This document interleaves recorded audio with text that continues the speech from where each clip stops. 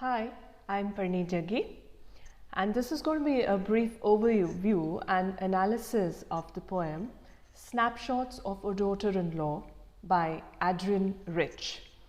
Snapshots of a Daughter-in-Law is a feminist poem in which Rich explores multiple facets of women's life, which seems to be inflicted with sorrows and male exploitation.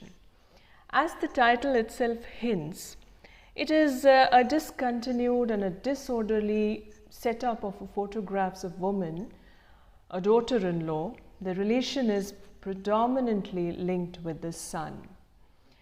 And it looks like as if Rich has deliberately selected the daughter-in-law and not sister-in-law or other relationships to disclose the position of a woman who has hardly lived as an independent female.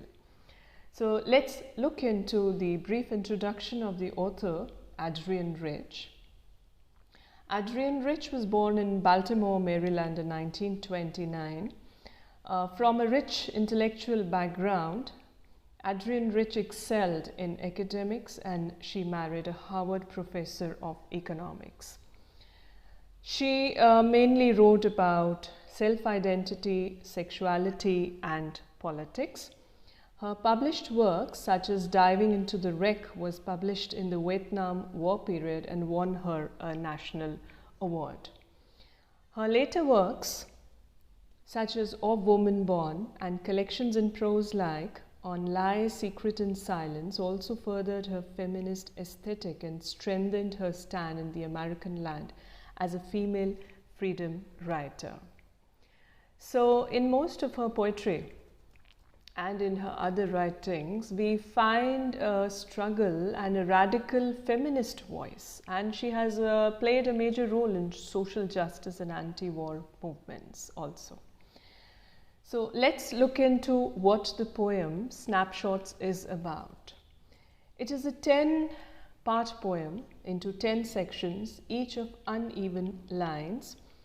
The poet begins speaking to an older woman, her mother-in-law. So the narrator is the daughter-in-law, and she speaks to her mother-in-law, pointing out her shortcomings in not only living with the poet or the daughter-in-law, but even herself.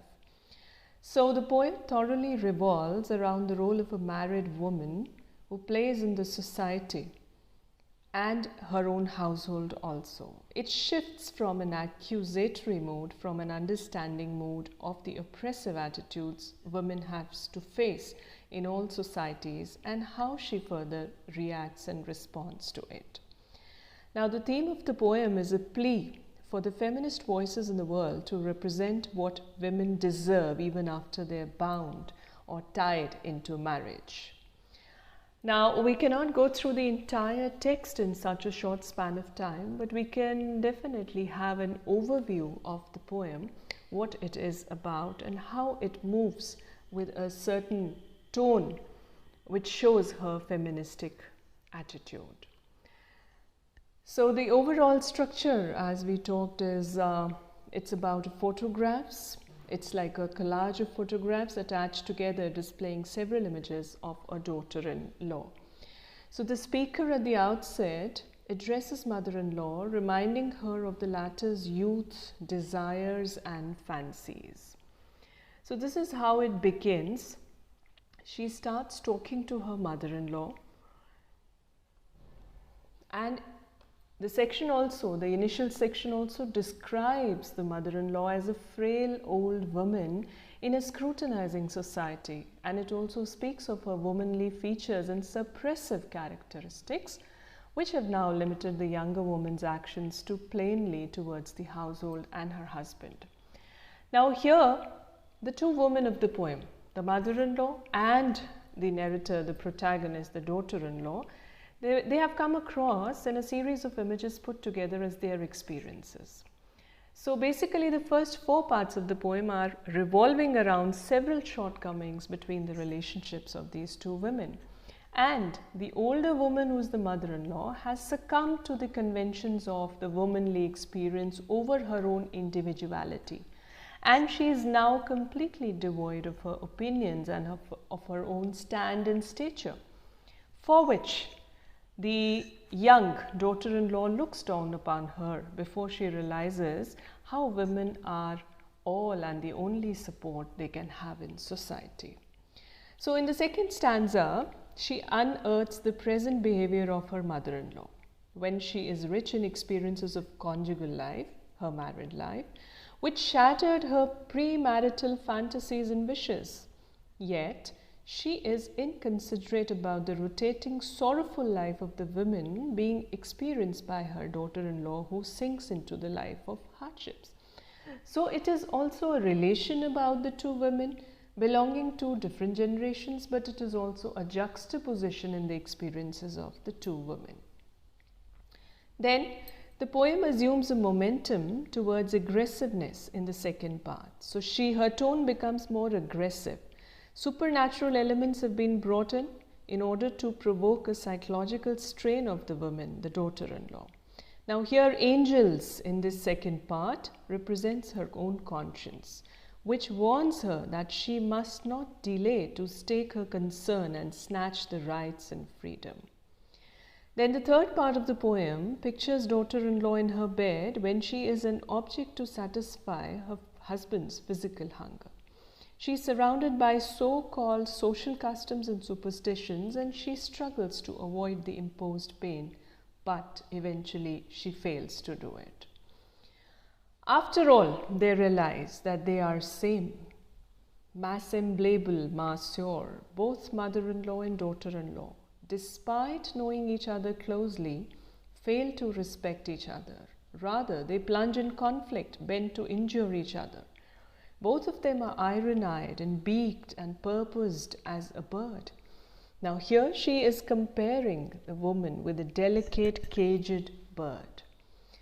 Part 5 criticizes a surrounding in which a woman is obsessed to beauty and modesty. Women's life is limited within the world where she can be a showpiece and an object of beauty only. Woman, a frail bird, lives in a cage and fertilizes sorrow and is eventually buried under them. So Adrienne Rich impatiently asks the daughter-in-law to be active, conscious and revolutionary. So this daughter-in-law is the poet's own voice.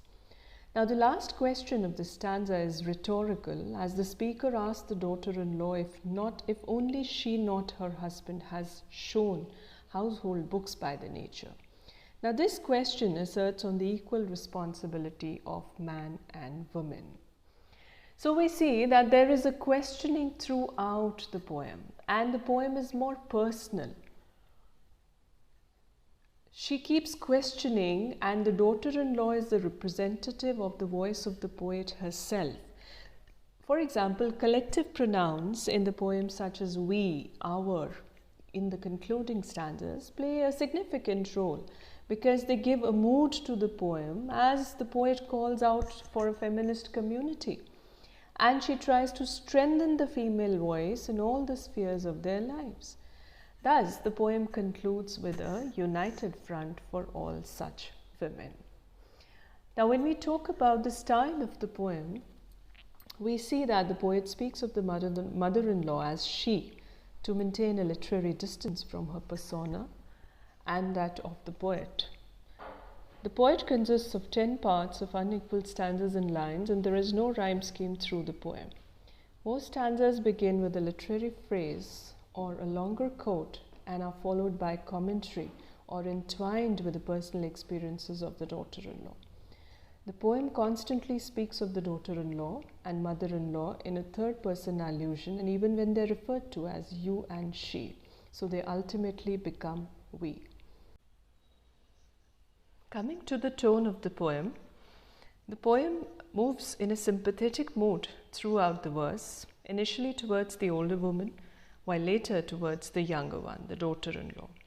So the tone is considerate as well as accusatory, holding the women in question, responsible for their own pitiable condition. Later in the poem, the daughter-in-law realizes that she too is losing her opinion, and her anger incites her opposition. So this is how the poem moves from accusatory to pitiable tone and finally, in a realistic tone, it ends. So this was my interpretation of the poem Snapshots of a Daughter-in-Law. Thank you for now.